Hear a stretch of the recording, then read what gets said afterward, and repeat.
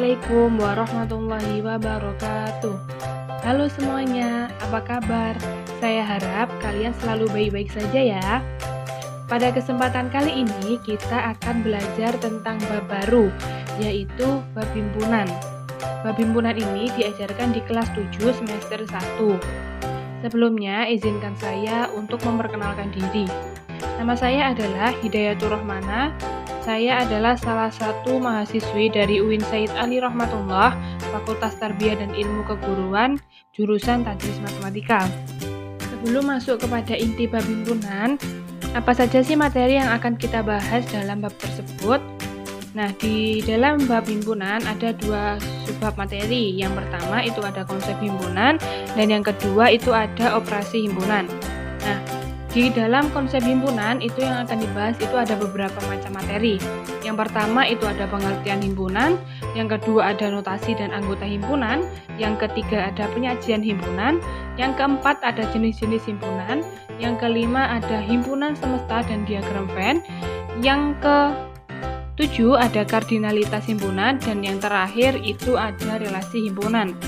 Nah, kalau bagian yang operasi himpunan itu ada materi irisan, gabungan, komplement, dan selisih. Tetapi untuk materi yang operasi himpunan ini akan saya taruh pada video yang berbeda. Sebelum kalian memasuki materi yang pertama, alangkah baiknya kalian mengetahui apa saja tujuan dari pembelajaran yang akan kita laksanakan nanti. Untuk tujuan pembelajarannya bisa kalian baca di screen kalian masing-masing. Selanjutnya kita masuk pada bab yang pertama, yaitu pengertian himpunan. Himpunan adalah kumpulan objek atau benda yang memiliki ciri-ciri atau karakteristik yang sama. Atau himpunan juga dapat diartikan sebagai sekumpulan objek atau benda yang terdefinisi dengan jelas. Nah, di sini itu kan dikatakan terdefinisi dengan jelas. Kalau ada yang jelas, berarti di sisi lain juga akan ada sebuah benda atau objek yang terdefinisi tidak jelas. Nah, maksud dari terdefinisi tidak jelas itu seperti apa? Jadi, misalnya begini, contoh hal-hal yang memiliki definisi yang tidak jelas. Misalnya, itu ada cantik, ada ganteng, ada buas, ada tinggi. Nah, kenapa cantik itu dikatakan definisi yang tidak jelas? Jadi, semisal gini, saya melihat artis-artis wanita Indonesia itu cantik-cantik semua. Tetapi, belum tentu menurut kalian artis-artis wanita yang ada di Indonesia itu juga cantik. Jadi, penilaiannya itu kembali kepada diri masing-masing, ya kan? Jadi, mengakibatkan cantik itu memiliki definisi tidak jelas. Nah, selanjutnya yang kedua itu ada ganteng. Nah, ganteng di sini sama halnya dengan kayak cantik tadi ya. Belum tentu penilaian orang itu sama. Jadi kalau menurut saya itu ganteng, belum tentu menurut kalian itu juga ganteng. Nah, yang ketiga itu ada buas. Dapat dikatakan tidak jelas itu karena misalnya begini. Saya melihat kucing itu adalah binatang yang tidak buas. Tetapi kalau ada orang yang takut dengan kucing, melihat kucing itu akan menjadi hewan buas karena dia itu takut dengan kucing tadi. Nah, yang keempat itu ada tinggi. Nah, kata tinggi ini bisa dijadikan dua definisi. Bisa dikatakan definisi jelas dan juga bisa dikatakan definisi tidak jelas. Misalnya gini, tingginya adalah 160 cm. Nah, itu kan jelas kan tingginya ada 160 cm. Tingginya orang tersebut adalah 160 cm. Tetapi kalau hanya kata tinggi saja, itu masuknya ke kata yang definisinya tidak jelas, karena saya melihat orang itu tinggi, tapi belum tentu orang lain melihat orang itu juga tinggi. Nah, jadi dapat dikatakan kalau definisi yang tidak jelas itu yang mengandung kata sifat. Selanjutnya kita masuk ke dalam contoh. Dari kumpulan benda atau orang di bawah ini, manakah yang merupakan himpunan dan manakah yang bukan himpunan? Himpunan tadi apa? Himpunan itu tadi kan adalah objek atau benda yang terdefinisi dengan jelas. Misalnya yang pertama itu ada kumpulan siswa yang cantik. Nah, kira-kira contoh soal yang A ini masuk ke himpunan atau tidak ya? Di sini, di contoh yang A itu kan ada kata cantik. Cantik itu masuk ke dalam kata sifat. Jadi, untuk contoh yang A ini, bukan himpunan. Untuk yang contoh yang kedua, kumpulan guru yang memiliki tinggi 165 cm. Nah, di itu ada kata tinggi, tetapi di belakangnya itu ada definisi yang jelas. Tingginya itu adalah 165 cm. Jadi contoh soal yang B ini merupakan himpunan. Yang ketiga, kumpulan hewan berkaki 4. Nah, ini masuk himpunan atau tidak ya? Ya, termasuk ke dalam himpunan karena syarat himpunannya jelas, yaitu hewan yang memiliki kaki 4, yaitu ada kuda, ada sapi, ada kambing. Itu jelas ya, berarti hewannya itu memiliki 4 kaki. Yang terakhir ada kumpulan aktor yang ganteng. Nah, di sini ada kata sifat, yaitu kata ganteng. Jadi, yang contoh yang keempat itu masuk himpunan atau tidak? Contoh yang keempat itu bukan himpunan. Selanjutnya, kita masuk pada materi notasi himpunan dan anggota himpunan. Suatu himpunan dinamakan atau dinotasikan dengan huruf kapital, misalnya A, B, C, atau D. Dalam penulisan himpunan, huruf yang bisa digunakan itu adalah antara A sampai Z, atau bisa menggunakan huruf alfabet ya. Jadi, misal ada sebuah himpunan, kalian ingin memberi nama S atau ingin memberi nama P, itu boleh-boleh saja. Asalkan nama itu ditulis dengan huruf kapital atau huruf besar. Penulisan himpunan menggunakan tanda kurung kurawal. Kurung kurawal ini letaknya ada di awal setelah nama, dan yang satu kurung kurawal yang belakang itu letaknya di akhir setelah anggota himpunan. Berbicara tentang anggota himpunan, ada yang tahu anggota himpunan itu apa? Nah, pengertian anggota himpunan adalah sekumpulan objek atau benda yang dapat didefinisikan dengan jelas, yang ditulis di dalam tanda kurung kurawal yang dipisahkan dengan tanda koma. Anggota himpunan ini dilambangkan dengan seperti itu, atau yang bentuk simbolnya itu seperti huruf E, itu dinamakan elemen. Sedangkan yang bukan anggota himpunan dilambangkan dengan simbol dengan bentuk huruf E itu di garis, dicoret. Selanjutnya, kita masuk ke dalam contoh saja.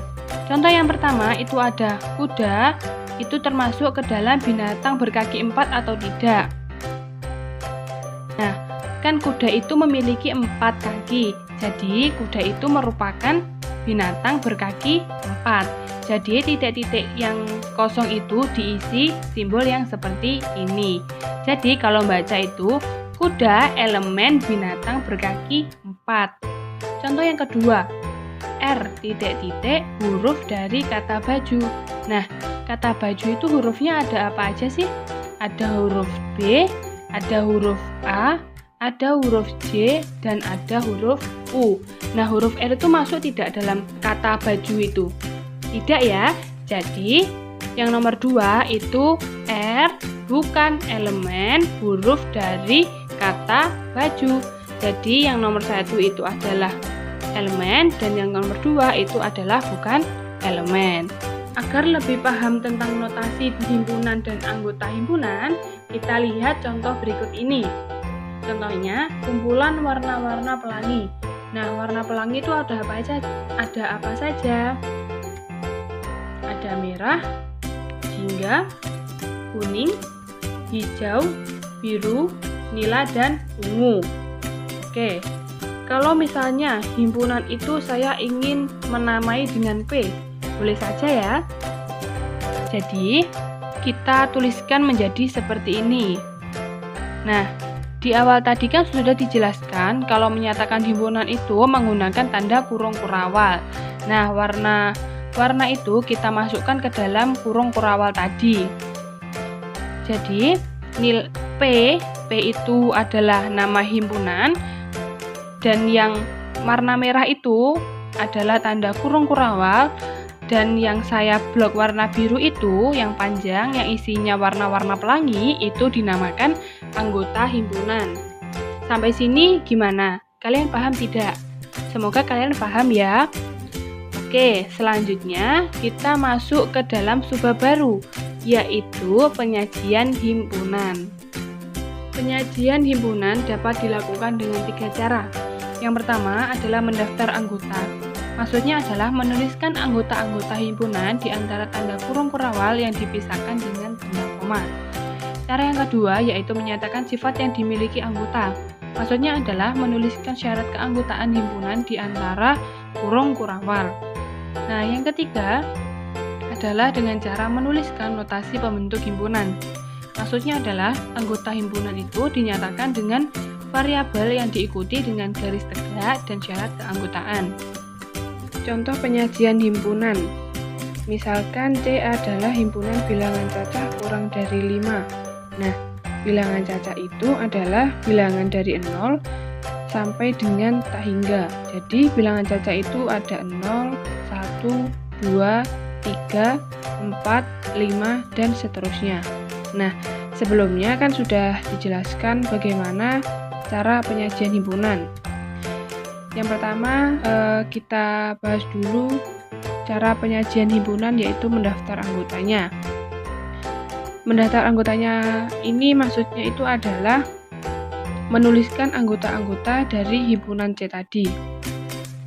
Kalau di dalam soal itu C adalah bilangan cacah kurang dari 5, jadi anggotanya itu ada 0, 1, 2, 3, dan 4. 5-nya itu tidak ikut karena di situ hanya kurang, bukan kurang dari sama dengan.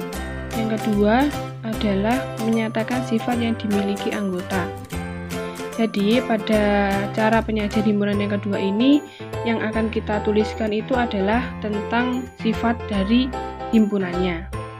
Sifat dari himpunan C tadi kan adalah bilangan cacah kurang dari 5. Jadi himpunan itu dapat dinyatakan dengan C sama dengan kurung kurawal, bilangan cacah kurang dari 5 tutup kurawal, atau bisa ditulis langsung dengan C sama dengan himpunan bilangan cacah kurang dari 5. Sampai sini paham ya? Jadi, menyatakan sifat itu berarti menuliskan ketentuan atau syarat dari himpunan itu. Contoh lainnya, misalnya ada himpunan A adalah himpunan hewan berkaki 4 dan berbulu hitam. Nah, maksudnya sifat dari himpunan A itu adalah hewan yang berkaki 4 dan berbulu hitam. Selanjutnya, cara penyajian himpunan yang ketiga itu adalah menuliskan notasi pembentuk himpunan. Di awal sudah dijelaskan kalau cara menyatakan dengan hal ini yaitu dengan menggunakan variabel, lalu diikuti dengan garis tegak dan syarat keanggotaannya. Syarat keanggotaan sama dengan yang atas tadi, yaitu bilangan cacah kurang dari 5. Sedangkan variabel yang bisa digunakan untuk menuliskan notasi pembentuk himpunan itu ada X, Y, dan Z, dan lain sebagainya. Nah, untuk yang ketiga, bentuknya akan seperti ini, dan cara membacanya itu adalah C adalah himpunan X, sedemikian hingga X kurang dari 5 dengan X adalah bilangan cacah. Kita masuk ke dalam materi yang selanjutnya adalah jenis-jenis himpunan. Nah, kira-kira ada yang tahu apa saja jenis-jenis himpunan? Jadi, jenis himpunan itu ada 3. Yang pertama ada himpunan berhingga. Himpunan berhingga itu adalah himpunan yang memiliki anggota himpunan yang dapat dihitung atau yang memiliki anggota himpunan berhingga. Contohnya, misal himpunan A itu adalah bilangan yang dapat dibagi 2 yang kurang dari 10. Nah, jadi kira-kira anggota himpunannya itu ada apa saja ya? Ada 2, 4, 6, dan 8. Nah, di situ kan kita bisa menghitung anggota himpunan dari himpunan A itu ada berapa? Ada 1, 2, 3, dan 4. Nah, itu yang dimaksud dengan himpunan berhingga yang memiliki anggota himpunan dapat dihitung. Yang kedua adalah himpunan tak berhingga. Himpunan tak berhingga adalah himpunan yang memiliki anggota himpunan tak berhingga atau anggota himpunannya itu tidak dapat dihitung. Contohnya, misal himpunan B itu adalah himpunan bilangan. Nah, bilangan ini kan nggak ada yang tahu batasnya. Bisa 100, bisa 1000, bisa 1.000.000.000, 1.000.000.000, atau bahkan 2 triliun. Dan kita kan juga tidak akan tahu batas bilangan itu sampai mana. Jadi, contoh yang himpunan B itu merupakan himpunan tak berhingga. Yang ketiga ada himpunan kosong. Himpunan kosong itu adalah himpunan yang tidak memiliki anggota himpunan atau tidak ada anggota himpunan di dalamnya sama sekali. Himpunan kosong itu disimbolkan dengan tanda kurung kurawal yang tengahnya isinya itu kosong, itu seperti itu, atau dengan simbol yang seperti itu, seperti huruf O yang ada yang digaris, yang dicoret. Contohnya, misalkan himpunan C itu adalah hewan berkaki satu. Nah, kira-kira hewan berkaki satu itu ada atau tidak? Tidak ada ya. Jadi, untuk contoh soal yang ketiga, himpunan C itu merupakan contoh dari himpunan kosong. Selanjutnya, kita masuk ke dalam contoh. Contoh soal, tentukan jenis himpunan di bawah ini. Contoh soal yang pertama, ada himpunan D dengan X sedemikian hingga X lebih dari sama dengan 5. Dengan X itu adalah bilangan asli. Nah, bilangan asli itu adalah bilangan yang dimulai dari 1. Jadi bilangan asli itu ada 1, 2, 3, 4, 5, dan seterusnya. Nah, syarat himpunan yang nomor 1 itu akan bilangan asli lebih dari 5. Jadi anggotanya itu berapa saja? Ada 5, 6, 7, 8, 9, dan seterusnya. Kita kan tidak mengerti kapan berhentinya bilangan tersebut. Jadi, himpunan yang nomor 1 itu masuk ke dalam jenis himpunan tak berhingga. Yang nomor 2, misalnya himpunan A itu adalah himpunan bilangan kuadrat antara 4 dan 9. Kalau antara 4 dan 9 itu berarti 4 dan 9-nya itu tidak ikut. Bilangan kuadrat itu adalah bilangan hasil dari kuadrat. Contohnya, saya punya angka 2, kalau dikuadratkan 2 kuadrat itu sama dengan 4.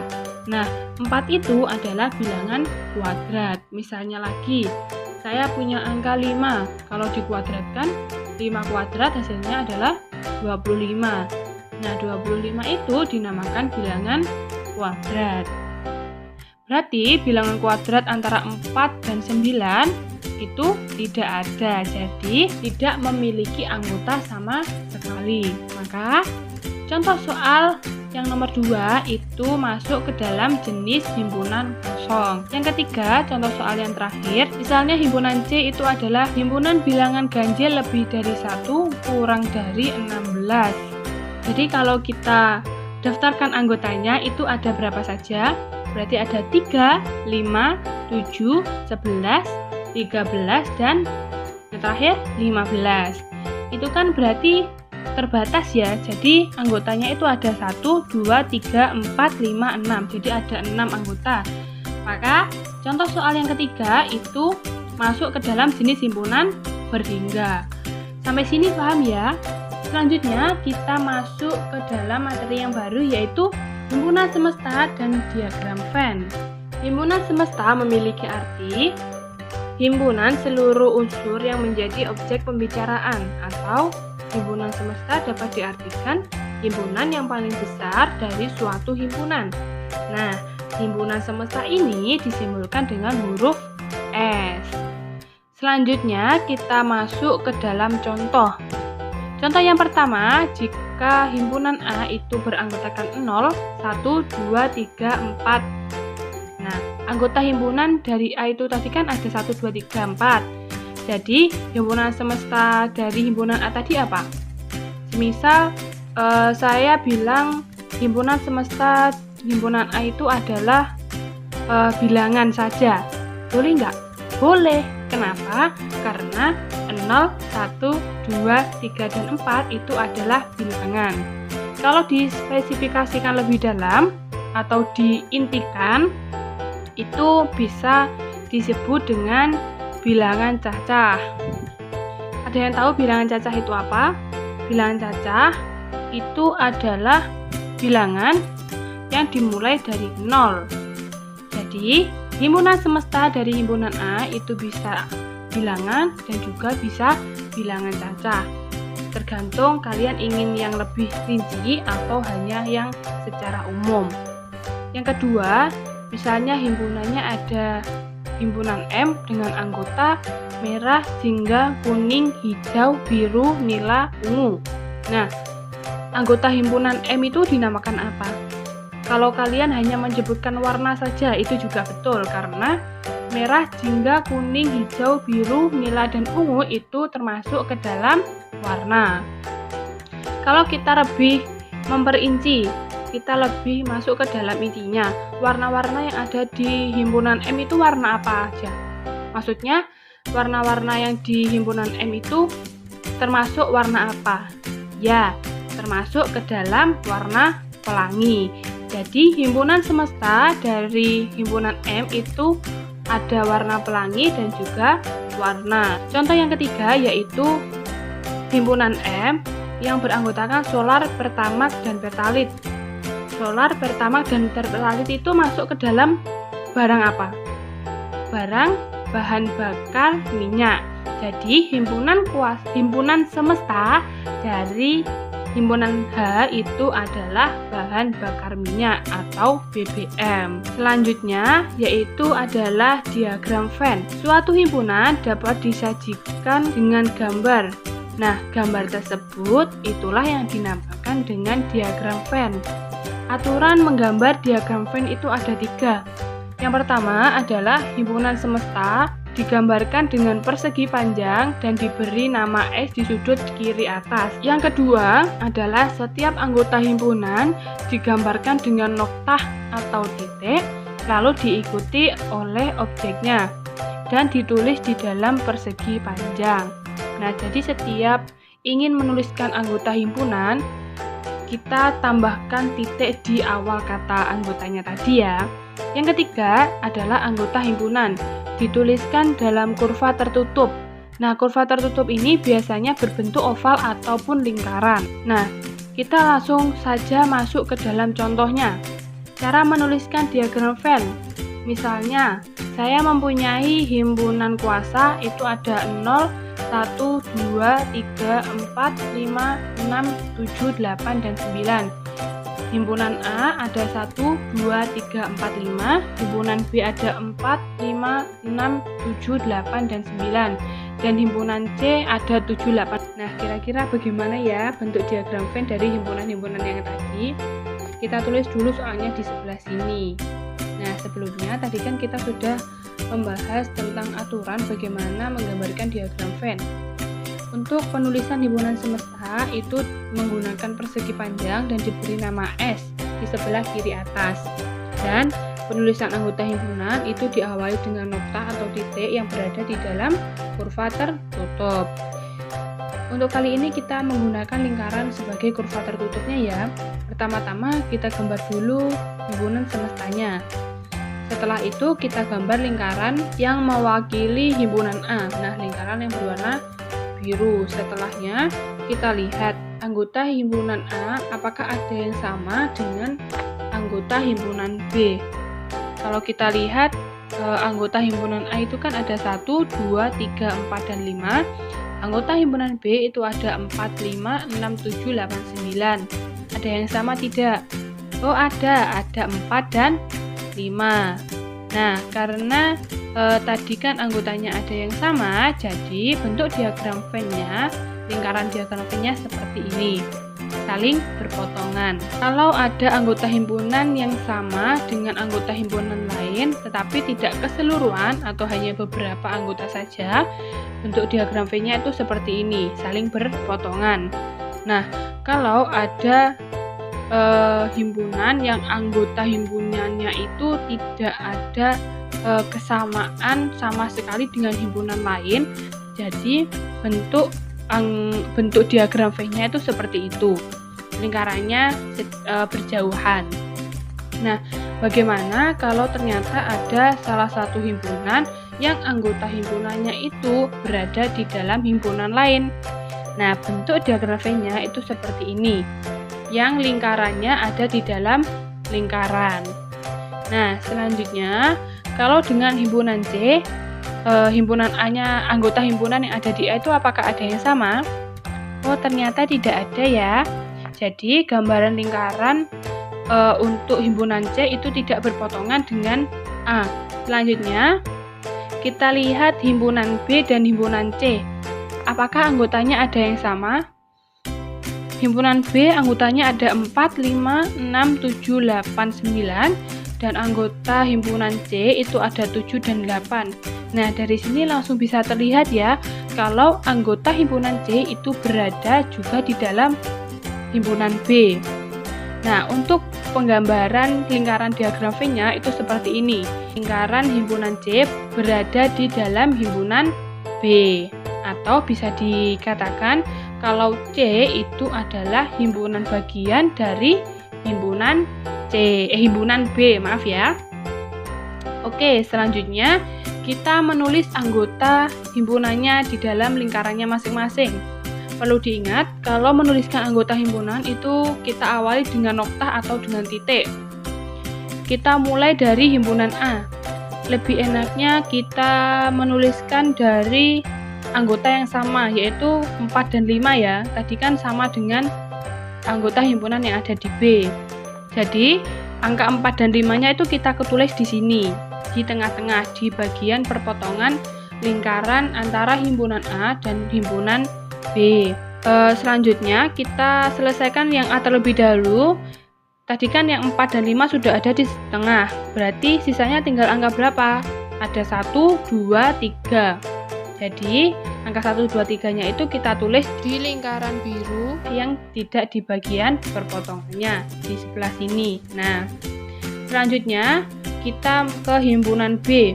Di situ kan himpunan C itu kan berada di dalam himpunan B. Lingkarannya C itu kan ada di dalam B. Nah, jadi kita lihat dulu anggota B. Anggota himpunan yang ada di B itu yang tidak ada di C.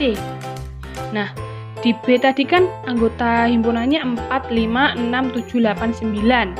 Karena yang di C ada 7, 8 dan yang sama dengan A ada 4, 5, itu berarti anggota himpunan yang tersisa hanya angka berapa? Jadi ada angka 6 dan 9. Jadi angka 6 dan 9-nya kita tulis di sini. Selanjutnya, tinggal sisanya yang 7, 8 kita tulis di lingkaran C. Sampai sini bagaimana? Apakah bisa dipahami? Semoga bisa dipahami ya. Materi selanjutnya adalah kardinalitas himpunan. Kardinalitas himpunan atau bisa disebut dengan bilangan kardinal adalah bilangan yang menyatakan jumlah dari anggota suatu himpunan. Nah, dituliskan dengan NA. Dengan A itu adalah nama himpunan. Jadi, kalau himpunannya dinamai P, nanti jadinya NP. Selanjutnya, kita masuk ke dalam contoh. Jika A adalah himpunan bilangan asli genap kurang dari 7. Nah, bilangan asli tadi kan bilangan yang dimulai dari angka 1. Langkah pertama yang harus dilakukan, kita daftar dulu anggota himpunannya. Karena bilangan asli itu adalah dimulai dari 1 dan syaratnya di situ adalah bilangan asli genap kurang dari 7. Jadi anggotanya itu ada 2, 4, 6. Nah, kita hitung anggota himpunan dari himpunan A itu ada berapa? 1, 2, 3. Jadi NA sama dengan 3. Kenapa kok A? Karena himpunan yang kita gunakan dinamai dengan huruf A. Jadi kardinalitas himpunan A adalah 3. Contoh soal yang selanjutnya. Tuliskan bilangan kardinal himpunan berikut. Yang nomor 1, himpunan F adalah huruf vokal dari kata matematika. Nah, huruf vokal itu kan huruf yang A, I, U, E, O itu kan. Nah, kalau dari kata matematika itu huruf vokalnya ada apa saja? Itu kan ada A, E, A, I, dan A. Karena itu A-nya ada beberapa, kita tuliskan satu saja. Jadi huruf vokal yang ada di kata matematika itu ada A, E, dan I. Jadi bilangan kardinalnya ada 3. Nah, selanjutnya kita masuk contoh soal yang kedua. Himpunan G X sedemikian hingga X kurang dari 15 dengan X adalah elemen bilangan cacah genap. Maksud soalnya itu adalah bilangan cacah yang genap-genap saja, yang ganjil tidak perlu diikutkan. Langkah pertama, kita daftar dulu anggota himpunannya. Bilangan cacah tadi kan bilangan yang dimulai dari angka 0. Jadi, anggota himpunan G itu ada 2, 4, 6, 8, 10, 12, dan 14. Berapa jumlah anggota himpunan G itu? Kita hitung bersama-sama. 1, 2, 3, 4, 5, 6, 7. Jadi, bilangan kardinal untuk himpunan G itu ada 7. Selanjutnya, contoh soal yang ketiga, himpunan J adalah himpunan faktor dari 8. Namanya faktor itu kan berarti faktor perkalian dari angka tersebut. Berapa dikali berapa yang menghasilkan angka tersebut. Jadi, tidak perlu menggunakan pohon faktor. Angkanya itu kan 8. Jadi kita mulai dari angka 1. 1 dikali berapa yang hasilnya 8? Dikali 8. Selanjutnya kita masuk ke angka 2 dikali berapa yang hasilnya 8? 4. Jadi faktor dari 8 itu ada 1, 2, 4, dan 8. Bilangan kardinal himpunan J berarti ada berapa? Ya, betul, ada 4. Sampai sini semoga kalian paham ya. Selanjutnya kita akan masuk ke materi yang baru, yaitu relasi himpunan. Relasi himpunan itu dibagi menjadi 3. Yang pertama itu ada himpunan bagian, yang kedua ada himpunan kuasa, yang ketiga ada kesamaan dua himpunan. Nah, kita akan bahas satu-satu dimulai dari himpunan bagian. Suatu himpunan dinyatakan himpunan bagian jika semua anggotanya terdapat pada himpunan yang lebih besar. Jadi, himpunan bagian itu adalah jika ada dua himpunan nih ya, misal himpunan A dan himpunan B. Nah, ternyata anggota dari himpunan A itu ada di himpunan B juga. Jadi, anggota himpunan A tadi dinamakan himpunan bagian dari himpunan B. Himpunan bagian itu dilambangkan dengan simbol yang seperti ini, seperti huruf C, yang namanya adalah subset. Oke, kita langsung masuk saja ke contohnya. Misalnya, himpunan A dengan anggota 1, 2, 3, 4, dan himpunan B dengan anggota 1, 2, 3, 4, 5, 6, 7, 8.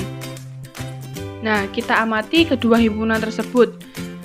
Kira-kira anggota himpunannya ada yang sama tidak ya? Atau bahkan semua anggota himpunan di salah satu himpunan itu termasuk ke himpunan yang lain. Kita amati bersama-sama ya. Kita mulai dari angka 1. 1 ada tidak di himpunan B? Oh, ternyata ada. 2 ternyata juga ada. 3 ada. 4 ternyata juga ada. Oh, ternyata 5, 6, 7, 8-nya tidak ada. Dan kalau kita amati dengan teliti, semua anggota himpunan yang ada di A itu termasuk ke dalam anggota himpunan B. Jadi, bisa dikatakan kalau A itu adalah himpunan bagian dari B, atau dituliskan dengan yang seperti ini. Bacanya A subset B. Selanjutnya, kita akan belajar tentang menentukan himpunan bagian dari suatu himpunan. Misalnya, saya mempunyai sebuah himpunan yang beranggotakan 3, 5, dan 7.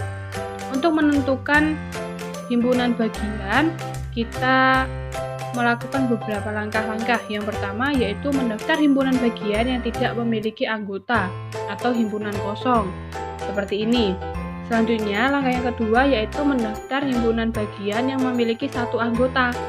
Tadi kan himpunan A itu ada anggotanya 3, 5, dan 7. Jadi kita tulis secara terpisah satu-satu dengan menggunakan tanda kurung kurawal.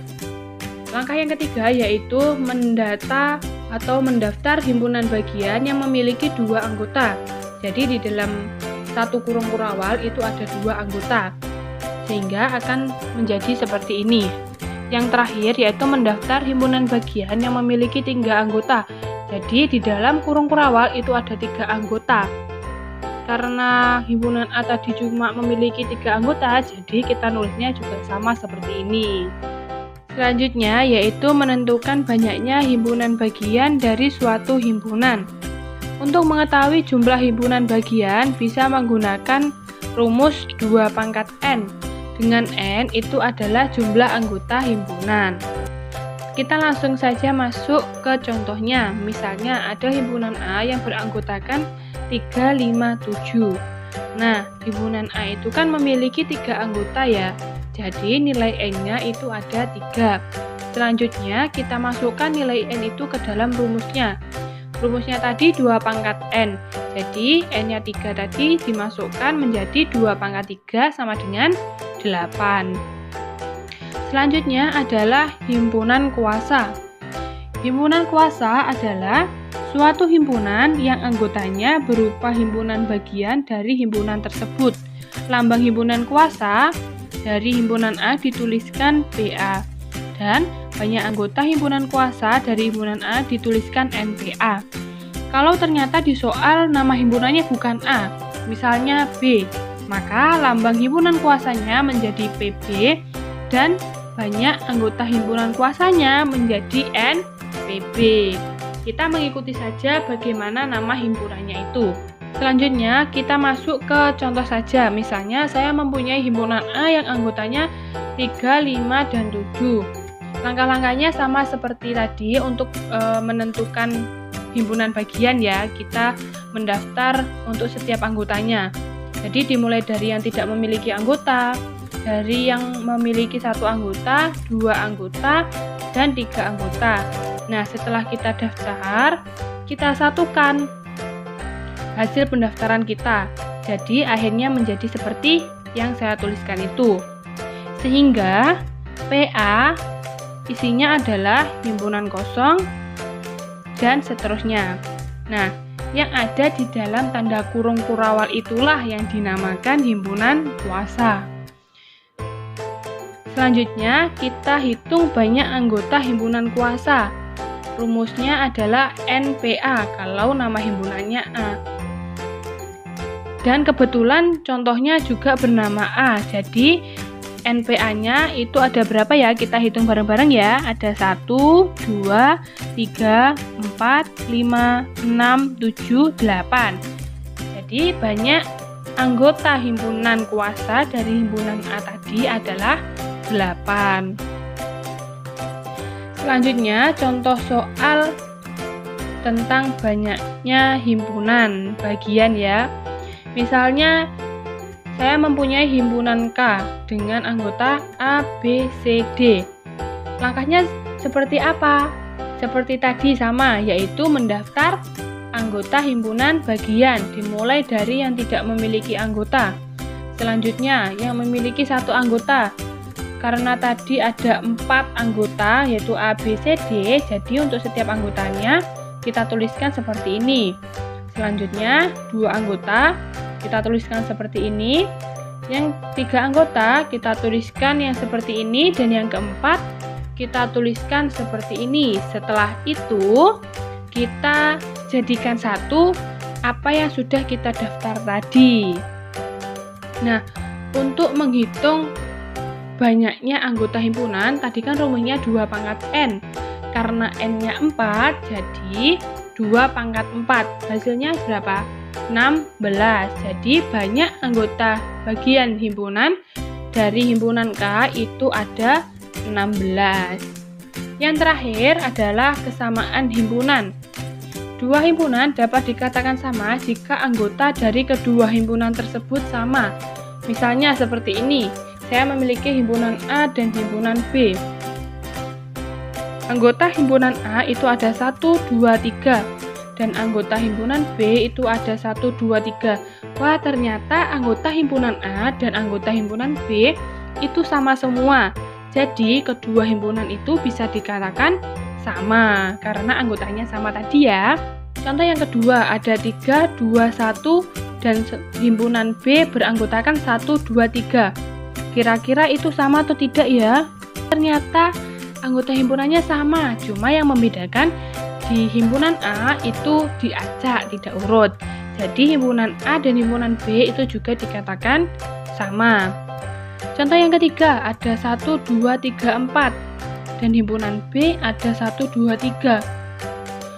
ternyata di himpunan B tidak ada anggota himpunan 4. Jadi, himpunan A dan himpunan B ini tidak bisa dikatakan sama karena anggota himpunannya ada yang berbeda. Yang keempat, itu himpunan A berisikan A, B, C, D dan himpunan B ada 1, 2, 3. Ini jelas berbeda ya, karena di himpunan A itu adalah huruf alfabet dan yang himpunan B itu adalah angka. Semoga penjelasan saya dari awal tadi bisa membuat kalian paham tentang bab himpunan. Sekian dari saya, jika ada salah kata saya mohon maaf. Wassalamualaikum warahmatullahi wabarakatuh.